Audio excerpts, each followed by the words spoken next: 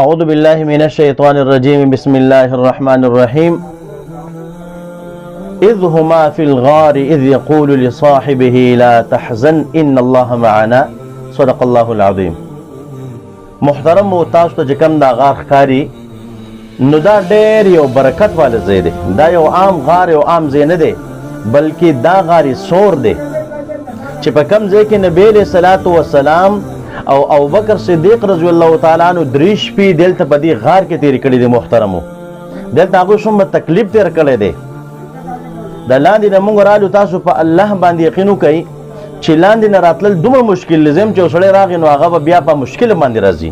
او داسې ما لاندې عربیان ولیدله ما ورته تاسو ختلی وی نه غار هرات ته نه غار سور ته دیو ولې دلته راختل دومره مشکل دی. او بیا دې غار ته وګورئ په دې غار کې زمون خوږ پیغمبر جناب محمد رسول الله صلی الله علیه وسلم په دې کې چې کوم دی هغه درې شپې د خپل خوږ ملګري سره د حضرت ابوبکر صدیق رضی الله تعالی عنه سره تېرې کړي دي.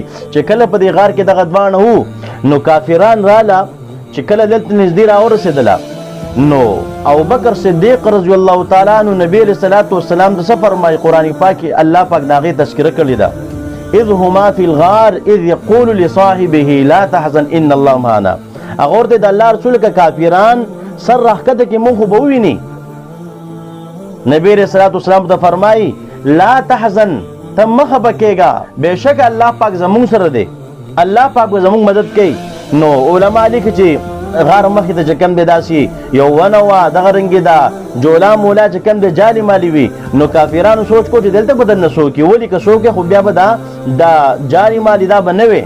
دې وجې نه چې کوم دی هغوی په د غار کې 3 ورځې تېرې کړي دي او د هغې نه پس چې کوم دی هغوی مدینې منورې ته چې کوم دی بیا روان شوي دي. نو مونږ هم چې کوم دی دلته راغلي وو د برکت دپاره چې الله رب عزت مونږ برکتي کړي او دا تاریخي ځای مونږ ووینو. دغه یو مختصر ویډیو وه.